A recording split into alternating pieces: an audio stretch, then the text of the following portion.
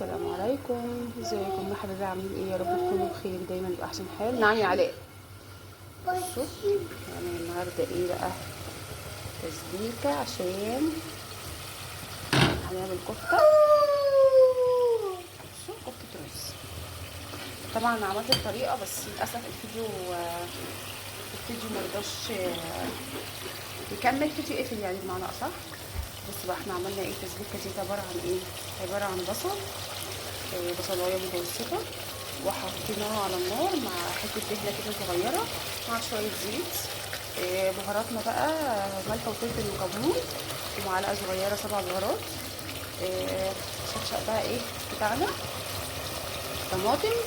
وبعدين هنعمل ايه؟ هنسيبها تتسبك مع بعضها خالص لغايه ما ايه ما تبقى معانا بالشكل ده. طبعا هي بهدله البوتاجاز فيدوب بس معانا طبعا ايه الكفته بتاعتنا هنحطها.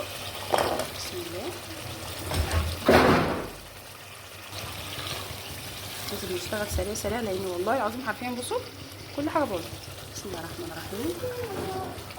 تاخد غلوه كده بسيطه كده مع الايه مع الصلصه بتاعتها عشان انا حاطه ميه على النار.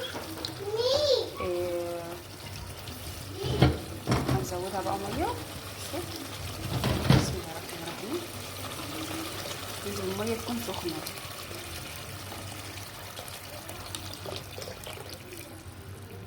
نغطي بقى عليها عشان تاخد غلوه ونحط البطاطس بتاعتنا.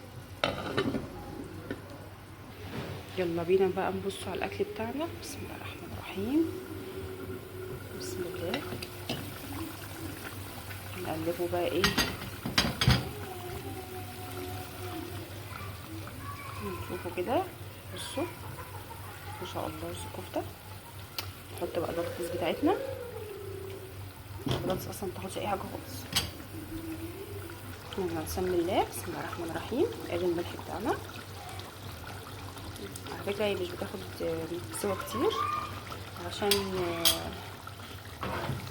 هي ما شاء الله ما شاء الله يعني حلوه. الرز زي سوا الرز كده بالظبط تمام. طبعا انا بحطها تغلي غلوتين وبعد كده اجي نازله بايه بالبطاطس. بصي مكعبات بطاطس قطعناها بالشكل ده وحطيناها ايه معاها. هتاخد بقى سوا البطاطس مع سوا الكفته ما شاء الله بألف هنا وشفا. انا عايزه اقول لكم الريحه تجنن يا جماعه. الريحه لوحدها كده. بصوا صباع كفته ما شاء الله. الحمد لله. اللهم زدنا يا رب فضل ونعمه من عندك. اللهم امين. نغطي برضو عليها ونسيبها تمام. بسم الله الرحمن الرحيم. بسم الله الرحمن الرحيم. ما شاء الله اللهم بارك. بصوا ما شاء الله.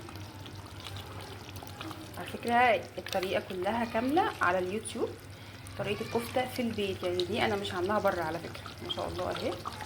بصوا الحمد لله فضل ونعمه. لا فكت ولا عملت اي حاجه خالص. اللي عايز الطريقه طبعا كامله العجينه ذات نفسها على اليوتيوب طريقه الكبابي والكفته. وعملت لها اختبار كمان. عملت طبق كده متحمر منها. اللي حابب يشوفها يتفضل على القناه. بحبكم في الله والسلام عليكم ورحمه الله وبركاته.